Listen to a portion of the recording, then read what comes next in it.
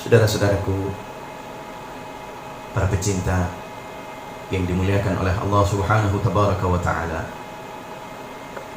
di dalam kitabnya An-Nasaih Ad-Diniyah wal Wasaya Al-Imaniyah, Al-Habib Abdullah Ba'ala Al-Haddad memberikan mutiara nasihatnya, dan beliau berdoa untuk kita semua, mudah-mudahan kita diteguhkan oleh Allah dengan keabadian taufiknya, senantiasa dibimbing pada jalan kebenaran.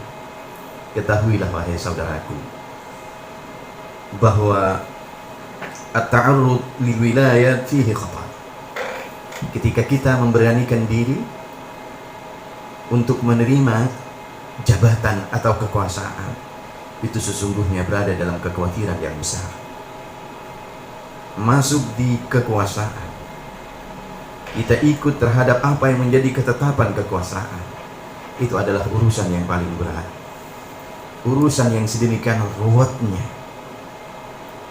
Oleh karenanya sebaiknya bagi jiwa yang beriman, yang betul-betul perhatian kepada agamanya, betul-betul menginginkan akan keselamatan dirinya dan keselamatan kebaikan jiwanya, hendaknya ia menjaga diri daripada itu kekuasaan, sebisa mungkin bisa menjauh daripada itu kekuasaan. Diterangkan bahwa kekuasaan itu pada urgensinya ada pada imarah, pemerintahan, wasaltanah, maupun otorita kekuasaan lain. Kemudian ada masalah qadha, ada pengadilan, ada hukum. Kemudian juga ada menguasai tentang harta-harta anak yatim, bagaimana mengurus harta-harta anak yatim, harta wakaf, dan lain-lain sebagainya. Itulah yang dimaksud dengan kekuasaan. Di dalam hal ini sebisa mungkin kita menghindar daripada urusan-urusan yang berkenaan dengan kekuasaan seperti yang diterangkan tadi. Baginda Nabi Muhammad sallallahu alaihi wa alihi wa baraka wasallam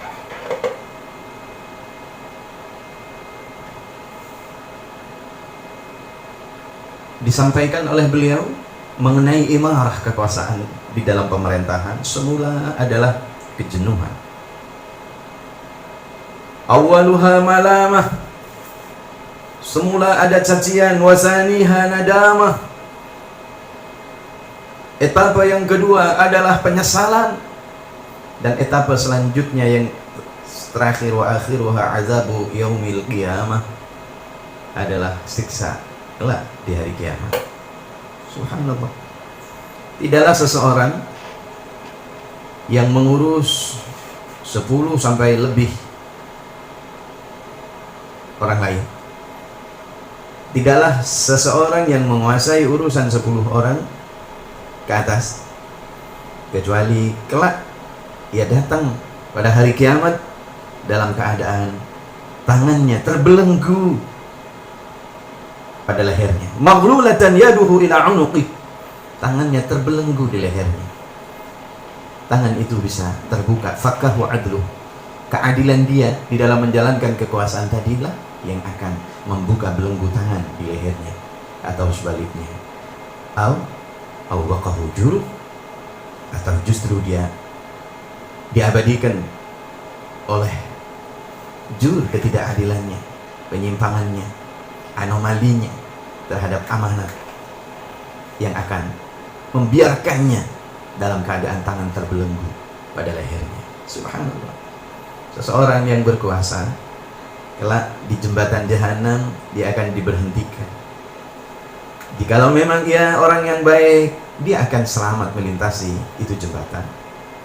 Tetapi ketika ia tidak benar dia dalam menjalankan kekuasaannya, maka jembatan itu akan merobeknya, sehingga ia akan terjungkal ke neraka jahanam itu sejauh 70 tahun perjalanan.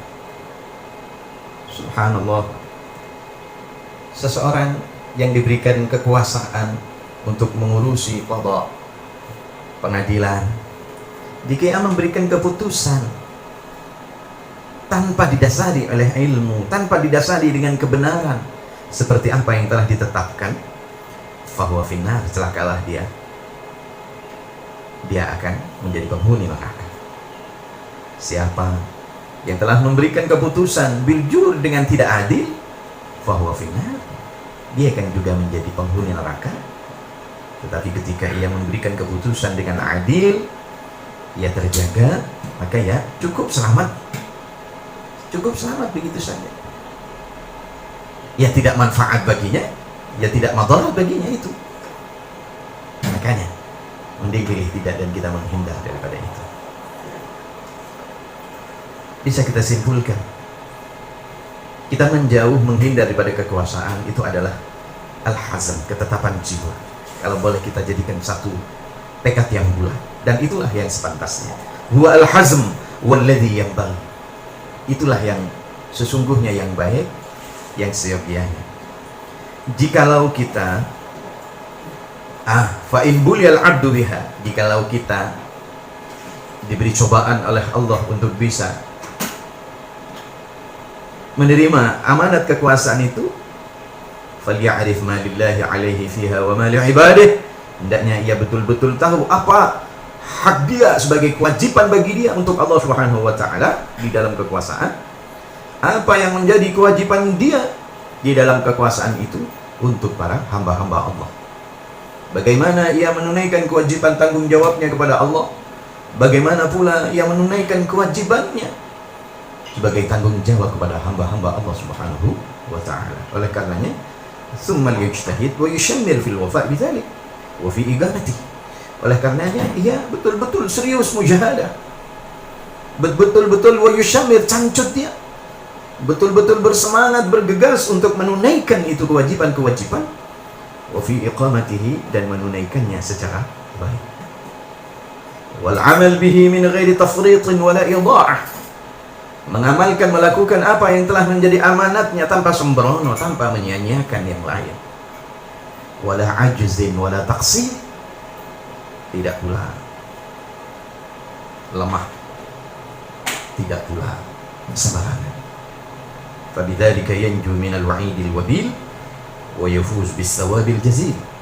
Maka dengan cara itu dia akan bisa selamat dari ancaman-ancaman yang menakutkan itu, dan dia akan beruntung mendapatkan pahala yang besar.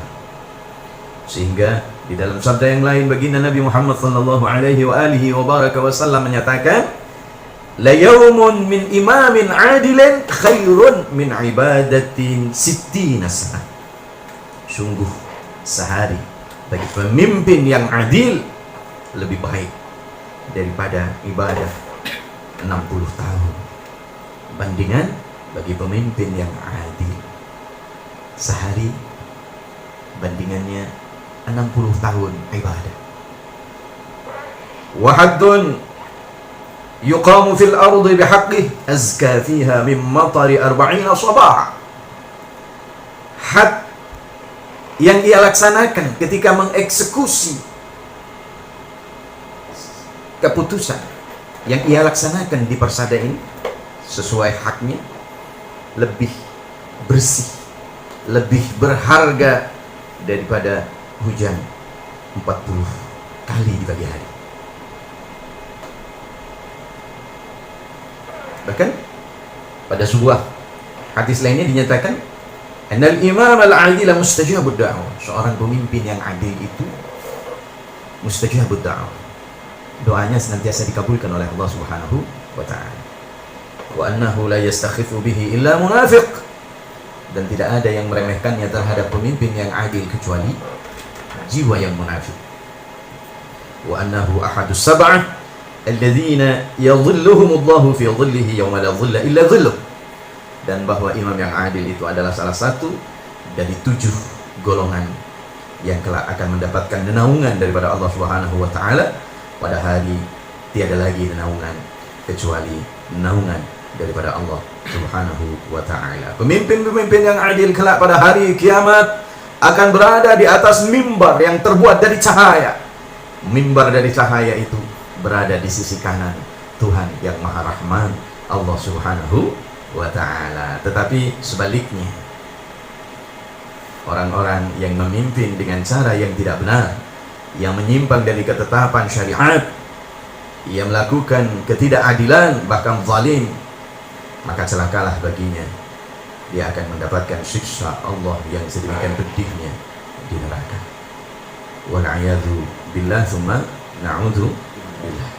Saudara-saudaraku, mudah-mudahan kita dikaruniai oleh Allah pemimpin-pemimpin yang adil, pemimpin-pemimpin yang dipenuhi oleh rasa takwa kepada Allah Subhanahu wa taala.